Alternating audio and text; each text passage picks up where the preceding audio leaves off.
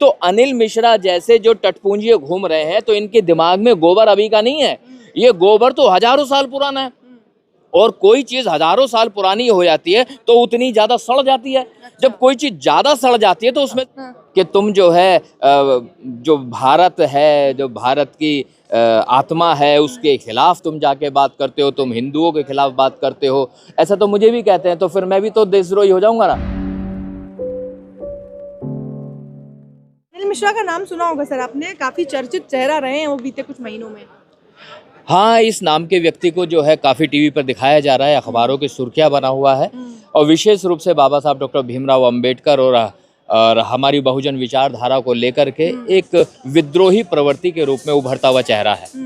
जिस तरीके से वो बाबा साहेब पे लगातार हमलावर रहे हैं, एक तरफ वो ये साबित करने की कोशिश करते हैं कि देखो BN राव ने लिखा संविधान, बाबा साहेब ने तो लिखा ही नहीं। उसके बाद अब उन लोगों ने, उनकी टीम ने बाकायदा, उनके जो चेले चपाटे हैं, उन्होंने बाबा साहेब की पोस्टर्स जलाए, उसे पैरों तले रौंदते हुए दिख रहे हैं। वीडियो आपने देखी होगी, सोशल मीडिया पर वायरल है। और बाकायदा बगल में प्रशासन है, पुलिस है, जो उनको एक तरह से सुरक्षा मुहैया करा रही है, और वो सब देख रही है और चलते जा रहे हैं। उसके बाद उन पर FIR हुई, जब मामला सामने आया, हिरासत में है, जमानत खारिज हो गई, वहां भी उनके समर्थक पहुंच गए, जय श्री राम के नारे लगाने लगे, बाबा साहेब के विरोध में नारे लगाने लगे। असल में इनकी जो गिरफ्तारी हुई या इनकी जमानत जो होनी थी वो रद्द हो गई, या इनके पक्ष में कोर्ट ने निर्णय नहीं लिया, ये भी तो बाबा साहब डॉक्टर भीमराव अंबेडकर के द्वारा प्रतिपादित संविधान की वजह से हुआ। तो अंततः हमें इस बात को स्वीकार करना पड़ेगा कि भारत एक गणतांत्रिक राष्ट्र है, जिसकी नींव बाबा साहब डॉक्टर भीमराव अंबेडकर जी के कर कमलों से रखी गई, भारतीय संविधान के माध्यम से। और ये जो छोटे विचारधारा वाले मनुवादी प्रवृत्ति के जो तटपुंजिये निकल के आ रहे हैं, विभिन्न प्रकार के नामों को लेकर के, जो मैं नाम संबोधित भी नहीं करना चाह रहा हूँ, ऐसे लोग बाबा साहब के ऊपर अगर कटाक्ष कर रहे हैं, तो मैं ये कहना चाहता हूँ उन्हें अभी उतनी समझ नहीं है। अगर बात BN राव जैसे व्यक्ति की है, तो BN राव एक ऐसा व्यक्ति था जो भारतीय संविधान को बनाने वाली जो समिति बनी थी, उस समिति का वो हिस्सा भी नहीं था। वो व्यक्ति तो केवल और केवल एक मुलाजिम था, और वैसे भी वह अंततः UN चला गया था, UN में कुछ कार्यभार उसने संभालना था, यहाँ तो उसने कुछ करना ही नहीं था। फिर भी क्योंकि कांग्रेस के हाथ में सारी पावर थी, तो कांग्रेस के लोगों ने संविधान निर्माण के लिए कह रखा होगा कि भाई कुछ तैयार करो, देखो अगर कुछ बन जाए तो उसने कुछ डॉक्यूमेंट तैयार किए होंगे। तो वो जो कुछ डॉक्यूमेंट तैयार किए होंगे, जब बाबा साहब ड्राफ्टिंग कमेटी के अध्यक्ष बने, तो वो डॉक्यूमेंट दिए गए कि साहब जरा इन पे भी नजर मान लीजिएगा, अगर ये कागज काम के हों तो इन्हें भी चला लेना। तो बाबा साहब ने उन कागजों को भी अपनाया, उन्हें भी पढ़ा समझा, क्योंकि वो विरोधी प्रवृत्ति के नहीं थे, वो समावेशी प्रवृत्ति के व्यक्ति थे। उन्होंने वो कागज पढ़े, और पढ़कर के संविधान सभा जो थी उसमें बाकायदा हर मुद्दे पर बहस होनी थी, चर्चा होनी थी। तो वो जब कागज आए, वो जो डॉक्यूमेंट आए, संविधान सभा के बीच में रखे गए, तो आपको जानकर हैरानी होगी 2500 से ज़्यादा अमेंडमेंट हो गए उसमें। जब 2500 से ज़्यादा अमेंडमेंट हो गए, तो BN राव का बचा क्या? तो बाकी की जो सारी कार्रवाई थी, बाकी का जो संविधान का निर्माण का जो कार्य था, वो अंततः बाकी के ड्राफ्टिंग कमेटी के सदस्यों की सहयोग ना मिलने की वजह से बाबा साहब डॉक्टर भीमराव अंबेडकर को ही कमान संभालनी पड़ी। लेकिन अब जो ये लोग हैं, अनिल मिश्रा जैसे लोग, जो इस बात को सत्यापित करने की कोशिश कर रहे हैं, और जिस तरीके से बाबा साहेब के प्रति नफरत और कुंठा इनके मन में भरी है, उन्हें कैसे देखते हैं आप?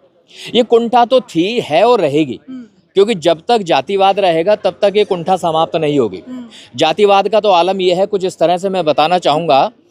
एक बार जब बाबर इब्राहिम लोदी से युद्ध कर रहा था, तो युद्ध जीत गया। युद्ध जीतने के बाद दूसरा युद्ध उसे राणा सांगा से लड़ना पड़ा। अब उनकी मजबूरी थी। अब देखिए नियम क्या था, दिन में तो युद्ध होगा, रात में सभी लोग अपने अपने खेमे में चले जाएंगे। अब जो बाबर थे, बाबर शराब पीने के बड़े शौकीन थे। अब उनके एक साथी थे, उनका नाम था बैरम खां।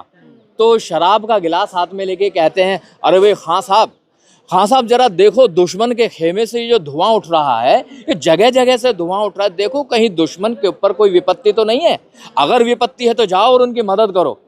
तो खां साहब कहते हैं, जिले इलाही अभी पता कराता हूँ। तो उन्होंने अपने गुप्तचर भेजे, गुप्तचर गए, जाके पता किया। थोड़ी देर बाद गुप्तचर आए, तो उन्होंने कहा, जहाँपना, ये जो राणा संग्राम सिंह की जो सेना है, इस सेना में अलग अलग जात बिरादरी के लोग हैं, क्योंकि अलग अलग जात बिरादरी के हैं तो इसलिए ये अलग अलग तरह का खाना खाते हैं, क्योंकि अलग अलग तरह का खाना खाते हैं तो इसीलिए इन्होंने अपने अलग अलग तरह के चूल्हे लगा रखे हैं, क्योंकि अलग अलग तरह के चूल्हे लगा रखे हैं तो सबने अपना अलग अलग ईंधन लगा रखा है, क्योंकि अलग अलग ईंधन लगा रखा तो इसीलिए अलग अलग तरह से सबके धुएं निकल रहे हैं।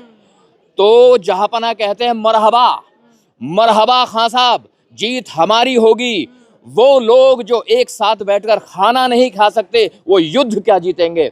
और परिणाम ये हुआ मुगल साम्राज्य की स्थापना हो गई। तो मुगल साम्राज्य इस वजह से स्थापित नहीं हुआ कि बाबर ताकतवर था, मुगल साम्राज्य इस वजह से स्थापित हुआ क्योंकि इस देश में जातिवाद व्याप्त था। तो अनिल मिश्रा जैसे जो टटपूंजिए घूम रहे हैं तो इनके दिमाग में गोबर अभी का नहीं है, ये गोबर तो हजारों साल पुराना है। और कोई चीज हजारों साल पुरानी हो जाती है तो उतनी ज्यादा सड़ जाती है। जब कोई चीज ज्यादा सड़ जाती है तो उसमें से बदबू भी ज्यादा आती है। तो ये जो टीवी के माध्यम से हमें सुनने को देखने को मिल रहा है तो अनिल मिश्रा की खोपड़ी में पड़ी हुई जो गंदगी है उसकी दुर्गंध ही आ रही है, और ये थी, है और रहेगी। और इसका मुखालफत करने के लिए मेरे जैसे लोगों को जमीन पर उतर के समाज को समझाने की आवश्यकता है। और यहाँ नैतिक जिम्मेदारी लेते हुए मैं कहता हूँ कि मेरे जैसे लोगों को आकर के तमाचा मारना चाहिए अनिल मिश्रा जैसे लोगों को संवैधानिक ढंग से, ताकि उन्हें समझ में आए कि जात बिरादरी से उठ करके भारतीय संविधान का निर्माण हुआ। यही तो वो कह रहे हैं कि अगर आप मनुस्मृति जलाएं तो ठीक, आप पर एफआईआर नहीं हो रही, कुछ नहीं हो रहा, और अगर हम बाबा साहेब के बारे में कुछ बोलते हैं तो देखो उनका क्या हाल हो रहा है। हाँ, मनुस्मृति तो जलाई जानी चाहिए क्योंकि वो मूर्खों का ग्रंथ है। इसी का तो विरोध कर रहे हैं वो, इसी के विरोध में तो उन्होंने बाबा साहेब की पोस्टर, तो ये उनका हक है विरोध करने का, क्योंकि मनुस्मृति उनके बाप दादाओं ने लिखी है। तो मनुस्मृति को पढ़ते ही पता चल जाता है उनके बाप दादाओं की खोपड़ी में भी गोबर ही भरा हुआ था। क्यों भरा हुआ था कि मनुस्मृति मनुष्य को मनुष्य स्वीकार करने के बजाय मनुष्य को ऊंचा और नीचा करके देखती है, मनुष्य के प्रति मनुष्य के मन में घृणा पैदा करती है, मनुष्य को मनुष्य मानने के बजाय उसमें डिवाइड एंड रूल का काम करती है। और विभिन्न प्रकार के ऐसे श्लोक उसमें भरे हुए हैं जो मनुष्य को मनुष्य के प्रेम भाव से जुदा करते हैं। भारत का संविधान मैत्री, करुणा, भाईचारे पर आधारित है। देश की अदालतें मनुस्मृति के श्लोक पर आधारित वर्डिक्ट्स देती हैं। वर्तमान में जो अदालतें हैं वो तो नरेंद्र मोदी की जेब से चल रही है ना। अब नरेंद्र मोदी की जेब से चलने वाली अदालतें, क्योंकि उनका आधार आरएसएस और बीजेपी है, तो मनुस्मृति के गाने तो गाएंगे, क्योंकि मनुस्मृति के गाने उन्हें इसलिए गाने पड़ेंगे क्योंकि अंततः वह इस राष्ट्र को हिंदू राष्ट्र बनाने की संकल्पना लेकर के दौड़ रहे हैं।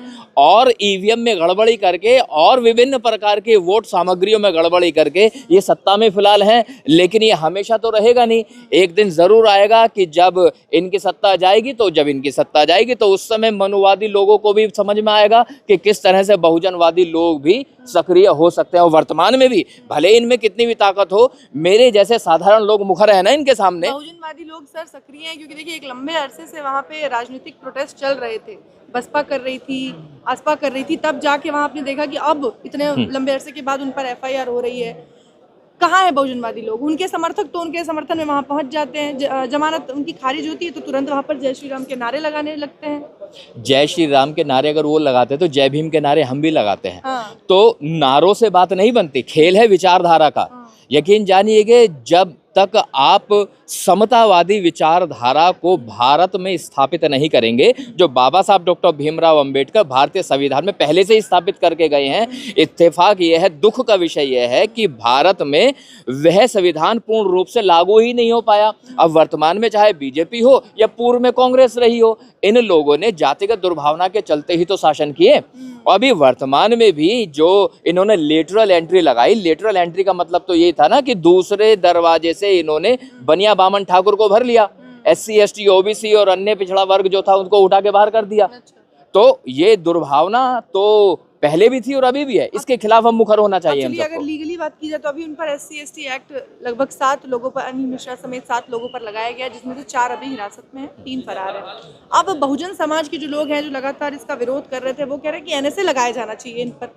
अब बताइए, NSA लगाया जाना चाहिए इस पर, आपको क्या लगता है? भाई, अगर कोई इस तरह की मांग करता है तो भारत का नागरिक है, उन्हें लगता है कि भारतीय सुरक्षा को ऐसे लोगों से खतरा है तो NSA जरूर लगाया जाना चाहिए। ऐसी मानसिकता से खतरा है? अगर उनके पर SC ST एक्ट लगा दिया गया है तो मुझे लगता है कि ये ठीक है, क्योंकि हम भारतीय संविधान के दायरे में हैं। लेकिन फिर भी अगर कुछ एक्टिविस्ट को ऐसा लगता है तो मैं उनका विरोध नहीं करूंगा। पर मेरी व्यक्तिगत राय यह है कि कानूनी कार्रवाई की जानी चाहिए थी, वो हो गई है और बेहतर है।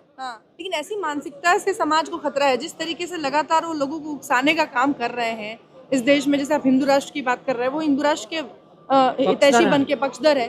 और ठीक है वो कर रहे हैं, तो लोग तो मुझे भी कहते हैं ना हाँ। कि तुम जो है जो भारत है, जो भारत की आत्मा है, उसके खिलाफ तुम जाके बात करते हो, तुम हिंदुओं के खिलाफ बात करते हो, ऐसा तो मुझे भी कहते हैं। तो फिर मैं भी तो देशद्रोही हो जाऊंगा ना, मैं भी तो राष्ट्रद्रोही हो जाऊंगा ना। तो आपको क्या एक्चुअली लगता है वो भारत, छोड़ देना चाहिए जो कर रहे हैं, हाँ, जो कानूनी कार्रवाई हो रही है वो चलनी चाहिए, वो बसस्तूर चलती रहनी चाहिए, क्योंकि SC ST एक्ट लग गया है। क्योंकि हम किसी भी की भी धार्मिक भावना को आहत नहीं करना चाहते, ना ही मैं करना चाहता हूं, और मैं ऐसी उम्मीद करता हूं कि अनिल चुनावी ऐसा नहीं करेंगे। ये जो संबंध है, इसका संबंध जातिवाद से है, धर्म से है ही नहीं। अनिल मिश्रा तो सर लगातार करते रहते हैं, वो तो कहते हैं कि बकायदा नाम लेके कहते हैं कि छोटी जातियों को, इनको बॉयकॉट करो, इनको समाज से बहिष्कृत करो। हाँ, तो इसीलिए उन पे SC ST एक्ट लगना चाहिए, और लगा है, बिल्कुल सही कार्रवाई हुई है। इसके अलावा अगर कोई एक्टिविस्ट चाहता है कि इस तरह की कोई देशद्रोही का मुकदमा उसके पर लगे, तो ठीक है, वो उनकी मांग है, वो कर सकते हैं। या खबरों में बने रहने के लिए फोरम 4 को सब्सक्राइब करें और नोटिफिकेशन पाने के लिए बेल आइकन दबाएं।